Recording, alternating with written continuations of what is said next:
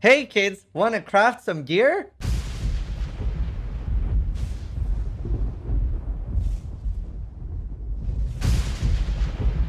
Hi, Zizaran here with yet another harvest video, and this is something I thought about during stream today and asked if it was something people were interested in, and it was a very big resounding yes. So it's a little bit about what items to get and how to craft them. So there's a couple of things. So let's start with the wand, right? This is asked about a lot because a lot of people aren't sure what to get for a Spellslinger and how it works. So, let's begin again, right? Spellslinger, what it does and what's so powerful about it is that Spellslinger will take the damage on the wand and turn that into spell damage. So, for example, here we have the physical damage of the actual wand, then we have the fire damage to attacks, and we have lightning damage to attacks. And we also have the percentage fire damage, which is nice. Sadly a low roll because I just didn't have the best one unveiled by the time I needed it. If I look at my Vaal Dead now, you can see that I have quite a lot of lightning damage. And that's the only pretty much coming from the lightning damage here. And then that being scaled from like our elemental damage and things like that. The initial hit of Vaal Dead is going to also be scaled by spell damage and everything.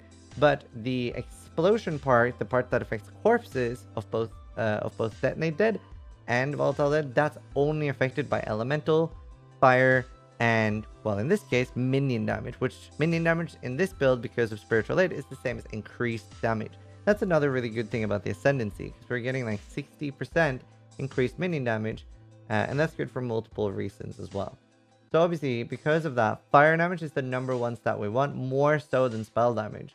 Now, this isn't an optimal one. This is just pretty great, but if this was going to be better, then I would want either slightly higher on the fire damage roll. There's one more tier basically, because on this I used a Deafening Essence of Anger, and the natural tier 1 roll that you can get on an item level 82 wand is slightly higher. However, Deafening Essence of Anger is more than good enough. This is something I can already take down Awakener with and have done with less gear before, so this is more than enough.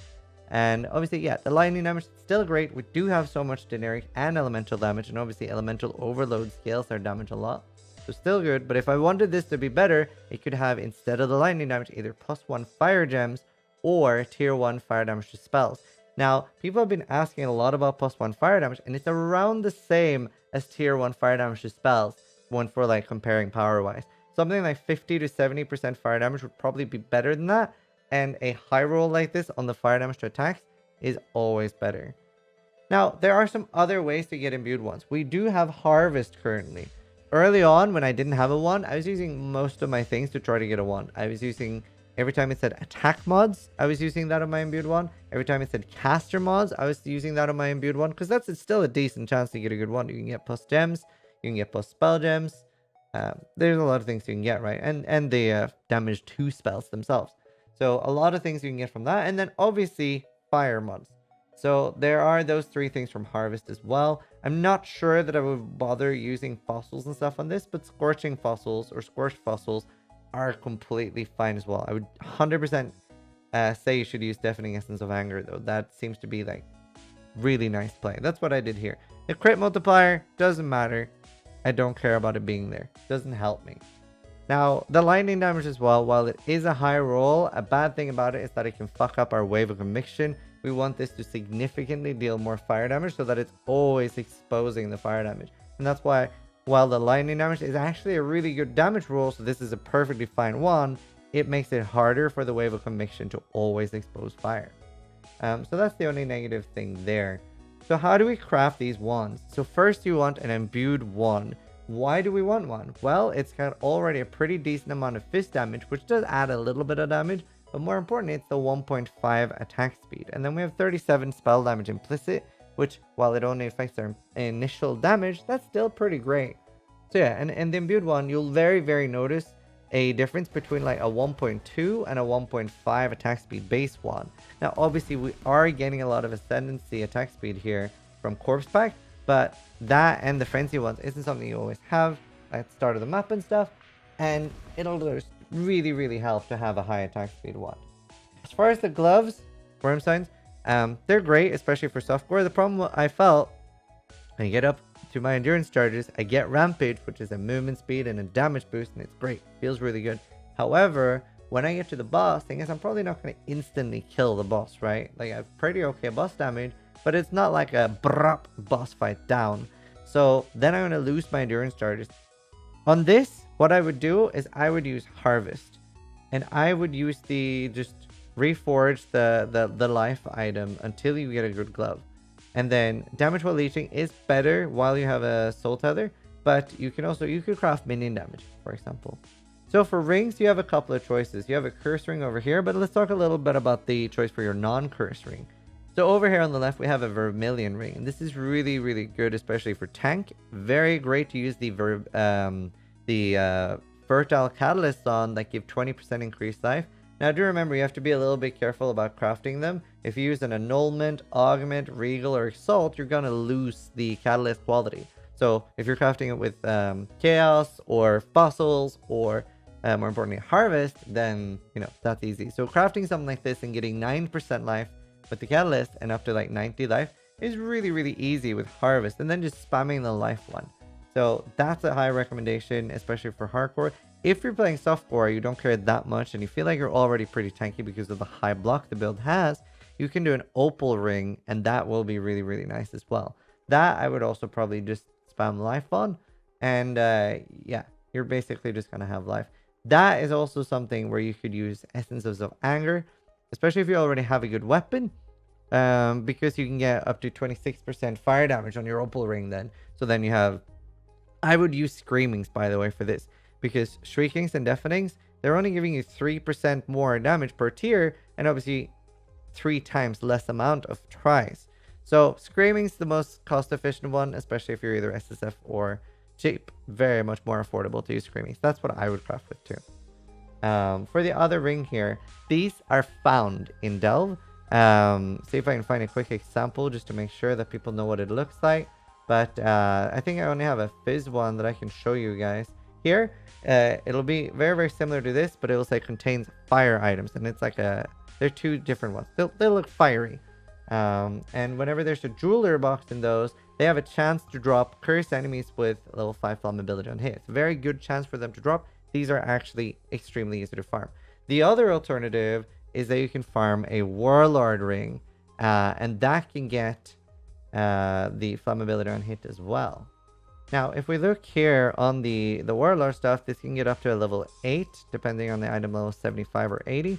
So level 8 flammability on hit, and we can see that it's a fire. I want to talk and start giving some examples of why Harvest is so strong. On a Warlord ring, you can actually guarantee flammability on hit if you want that. So one quick example of something that could happen is say you have a really nice Warlord ring. You've got 70 life, you got percentage fire damage on it, and your prefixes are already full. And this is important because there are fire damage prefixes.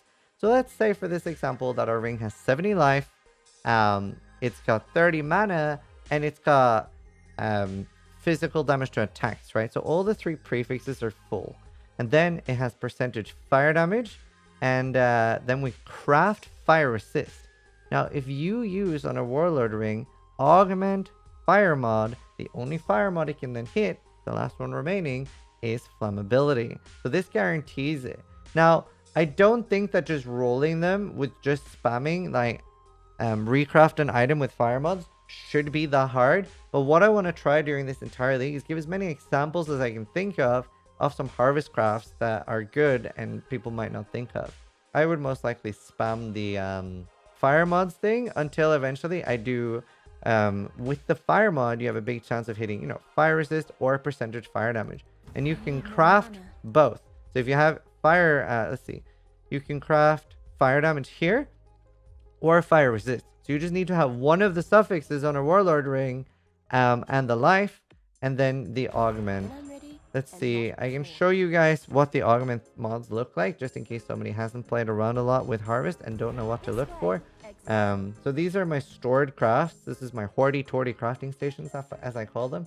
Augment an item with a new lightning modifier.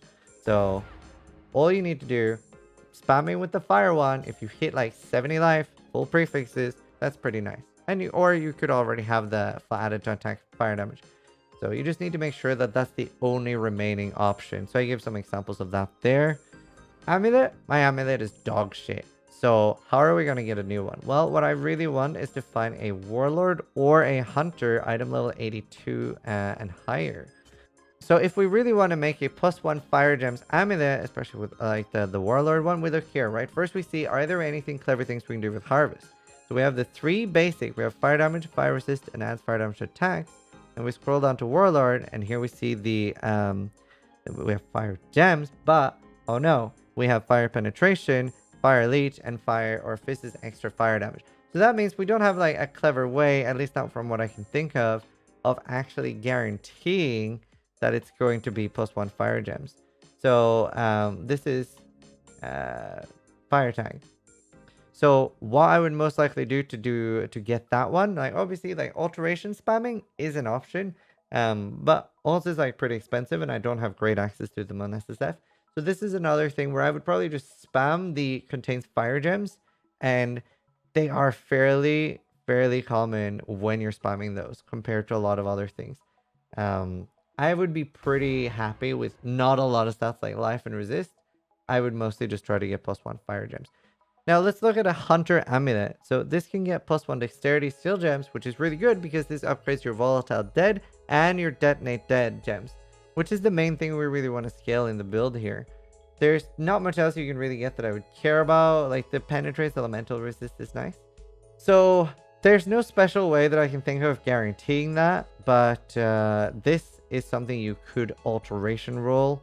What I would probably do is spam the life roll one, and also like caster rolls wouldn't be bad to spam, but just using harvest as like a chaos spamming thing until you get +1 dexterity gems. Now, to take it one step further, there is something in the game called an Awakener Orb that you might find if you kill the Awakener, or you could buy one. And the way this works is that it combines 2 items, so I could take a Hunter Amulet and a Warlord Amulet and slam those 2 together. The way this works is if it has a +1 dexterity gems to it, and these can be blue by the way. If it has +1 dexterity gems to it, and it has +1 fire steel gems to it, we can slam this together and combine them, and then we'll have +2 basically to the things we care about, which is huge damage. Then we don't really care about anything else it rolls, because everything else is going to be rerolled, and those 2 are going to be guaranteed as long as they are the only things on the item. What that means is you can have anything from this list. You can have Chaos Rest, you can have Intelligence, and stuff like that. That won't matter, like before Awakener Orbing them together, I mean. However, if the Hunter Amulet has +1 Dexterity Gems and regenerate percentage life per second, or Malevolence reduced, then it's not going to guarantee. Then it'll go like, okay, well, Fire Skill Gems is the only Warlord influence on the Warlord Amulet, but if the Hunter one has those 2, it's going to pick one of these.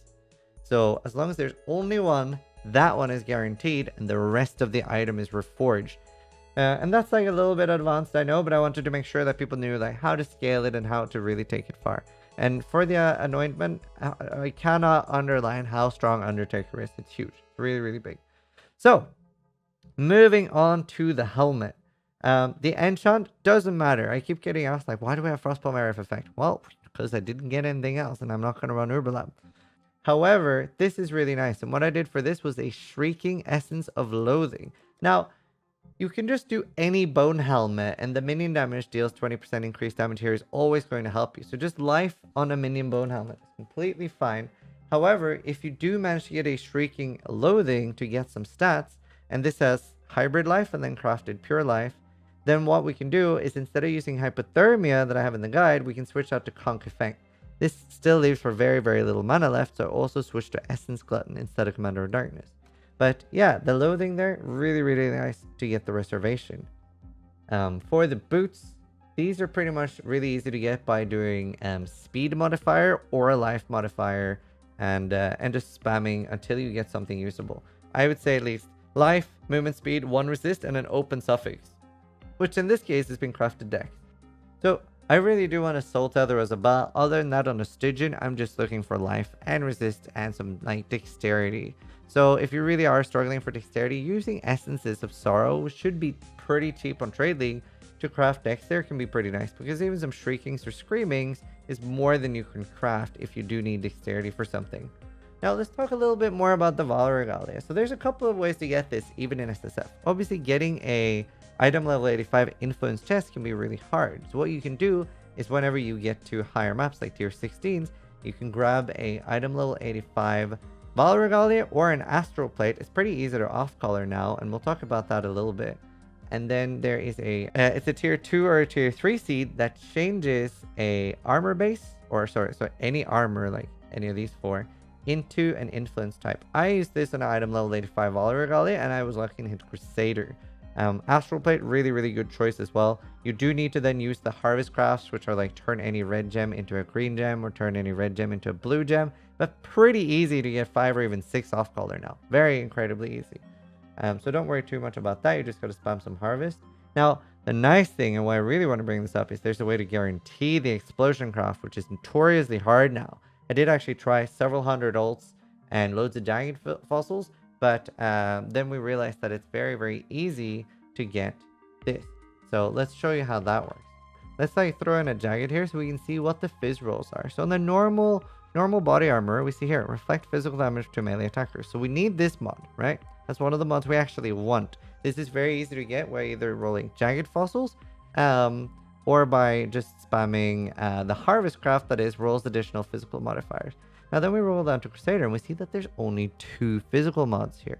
What that means is as long as I also have that, so the thing we need is we need the physical damage from hits taken as lightning, and we need the reflect, and then when you find augment physical modifier, the only thing you can augment has nothing to do with suffixes. There's no fizz suffixes. The only thing you can augment is the enemies you kill explode. So that is really nice. Now you do need to make sure that you have an open prefix. There's no suffix that matters at all, but you need to have an open craft for it, right? It needs to be able to pop somewhere.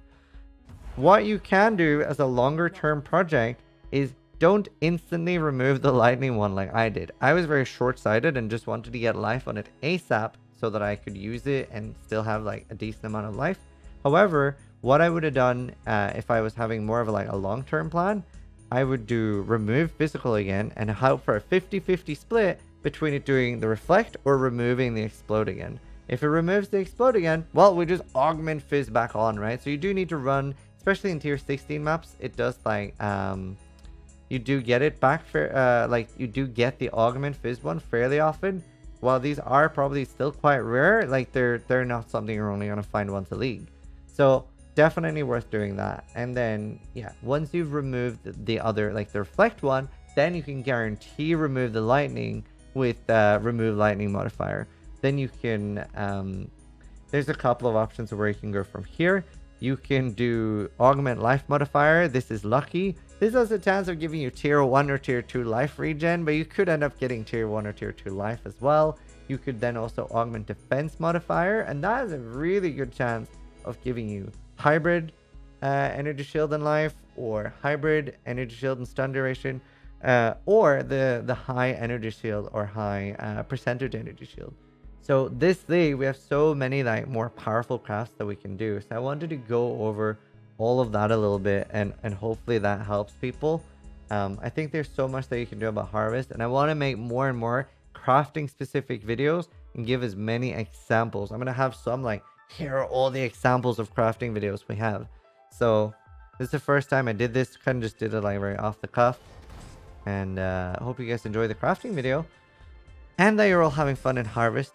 Thanks for watching, and try to die less than I do.